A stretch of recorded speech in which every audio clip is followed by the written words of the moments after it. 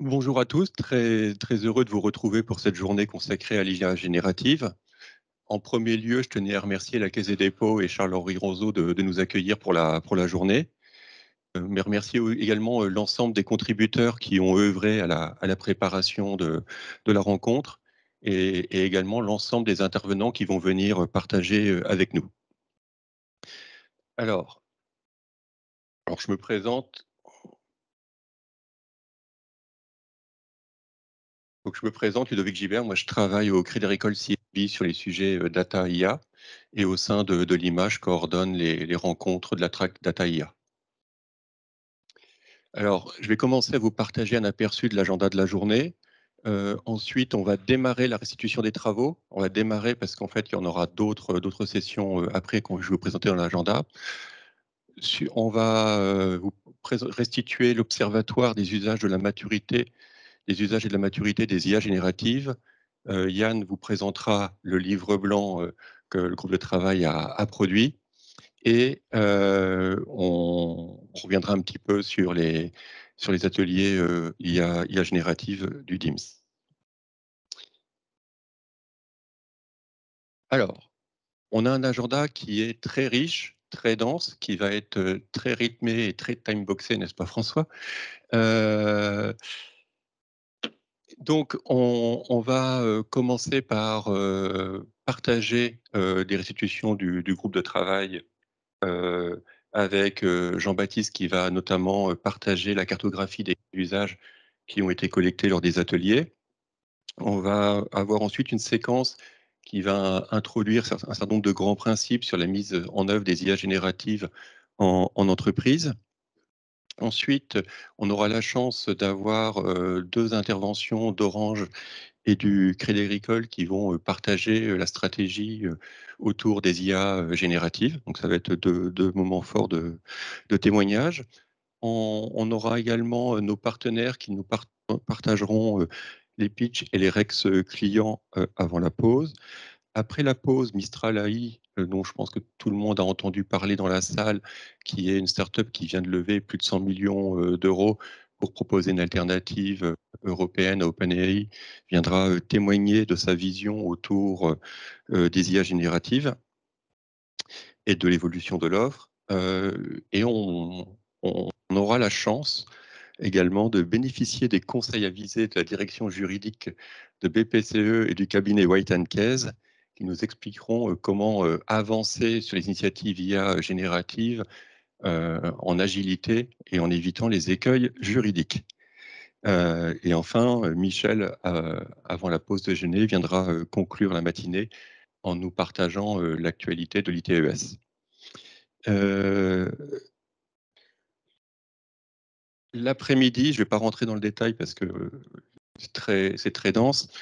On aura des sessions plus deep dive avec des démos de cas d'usage, des rex projets, des points de vue d'experts et on aura un beau panel d'experts qui vont intervenir et des focus sur les techniques de mise en œuvre. Alors, on va démarrer l'institution du groupe de travail par la présentation de l'Observatoire des usages et de la maturité des IA génératives. Donc, déjà, en premier lieu, merci à tous ceux dans la salle là, qui ont joué le jeu, qui ont complété l'enquête, puisqu'en fait, vous êtes plus de 80 à participer à l'enquête, ce qui permet d'avoir quelque chose un observatoire qui est relativement représentatif, puisqu'il y a plus de 50 entreprises qui sont représentées en termes de retour. Donc, la première chose, c'est que finalement, premier enseignement, c'est que toutes les entreprises ont engagé quasiment à 93% une démarche de réflexion sur les IA génératives. Bon, il y a peut-être un petit biais de sélection par rapport à la nature de l'enquête. En revanche, en fait, on est encore très très tôt pour la plupart des grands groupes sur le sujet. Et en fait, il y en a seulement 4% qui ont des premiers retours, éventuellement d'expérimentation, de POC à partager. Et donc, ça a été un des challenges auxquels on a été confrontés pour préparer la journée, c'est qu'il n'y avait pas encore énormément de Rex terrain à présenter. Le deuxième aspect, c'est finalement, c'est quelque chose sur lequel bah, toutes les directions, que ce soit la DSI, la direction de l'innovation, bien entendu, mais également les métiers, la direction générale qui sont engagés dans cette démarche. Euh, et pour avancer sur cette démarche, vous considérez en priorité deux offres. La première, c'est tout ce qui est offre cloud managée de type Azure GPT, Azure OpenAI, ou des alternatives open source. OpenAI lui-même avec ChatGPT n'arrivant qu'en troisième position et assez loin derrière les autres offres. Le deuxième, en termes de famille de cas d'usage, sans surprise, c'est le traitement du langage naturel qui arrive en premier, mais arrive tout de suite derrière l'aide à la génération de code informatique et la génération de données synthétiques.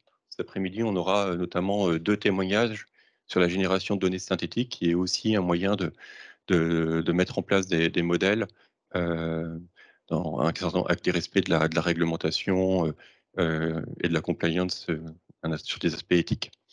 Les cas d'usage sont extrêmement larges. Je ne vais pas les détailler ici parce qu'on aura Jean-Baptiste qui va nous partager une synthèse tout à l'heure.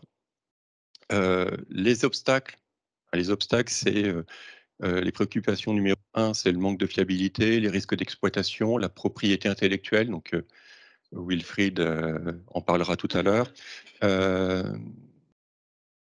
Et finalement, en termes de challenge, moi, j'en citerai qu'un qui m'a retenu mon attention, c'est que finalement, convaincre la direction générale sur ce sujet-là, ça vous semble pas un sujet.